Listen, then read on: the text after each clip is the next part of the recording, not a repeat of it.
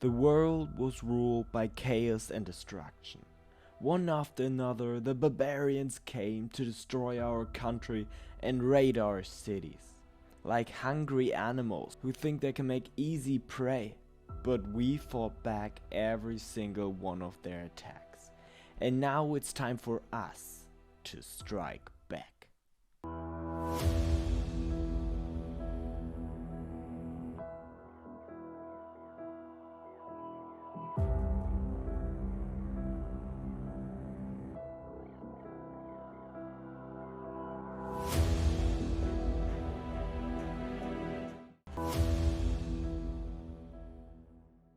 As every week, the senators came together to discuss the future of Britannia. Among all the proposals, those of Leonidas Imperialis and Aurelius were the only ones that extended the 15 likes and were now being implemented. The focus was now on raising military competence to the highest level, in order to improve defense. In addition, the coastal cities were to be fortified, to hold off attackers even longer. And last but not least, the vassal problem had to be solved, so that these were no longer a problem, at least for the time being. So there was a lot to do. Okay, let's go. Oh man.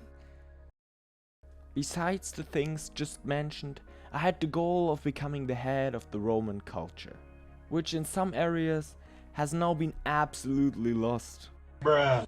Only Italy was still very Roman, but while Roman culture was disappearing everywhere, it slowly started to flourish in Britannia. Nevertheless, there was a war, and the Romano British had to defend themselves against the Pictland invasions.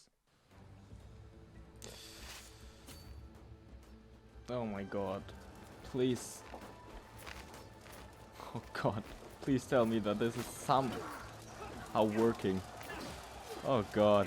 Okay, we're winning. We're absolutely losing. Shit. The war was tough, but in the end, I managed to win the victory. I won the war, but Britannia was far from being safe. In the following years, new buildings and fortresses were restlessly erected. Through all these efforts, Londinium became one of the most developed cities in the world. Slowly but surely, things went uphill. The bad times had been overcome, and the economy had also recovered. But things can change quickly. Oh my god, I had just such a good time. The new wealth had attracted enemies. My army was defeated in many battles, but giving up was not an option. And so I fought on. And eventually an opportunity arose, and the first victories followed. The Roman troops fought tirelessly, and the war was won. Most important cities were not harmed, and so the economy could continue to flourish. And Aurelius could have his first valuable artifacts made.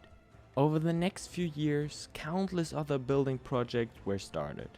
New fortifications were also built to protect the island even better, just as Senator Aurelius had suggested. Thanks to the increasingly strong economy, the throne room could now also be improved, which would again bring new advantages. However, these huge changes did not leave Aurelius unscathed, and he suffered from great stress. This was to lead to his death a short time later. Justinian, who now ruled over Britannia, had put his focus on stewardship. This could help me to reintroduce civic policies in the future. In the next few years, not much changed. Many buildings were built and improved. But on the 15th December 828, Justinian reformed the army. Now it was consisted largely of men-at-arms and focused on quality. Justinian was relatively popular among the vassals, but nevertheless, there were small uprisings, which did not pose a great threat.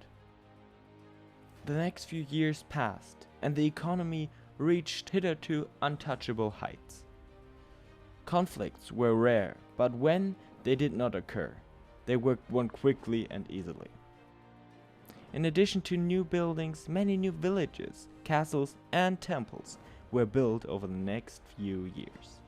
Through all these large building projects, I finally managed to reintroduce civic policies, and thus improve the economy even more.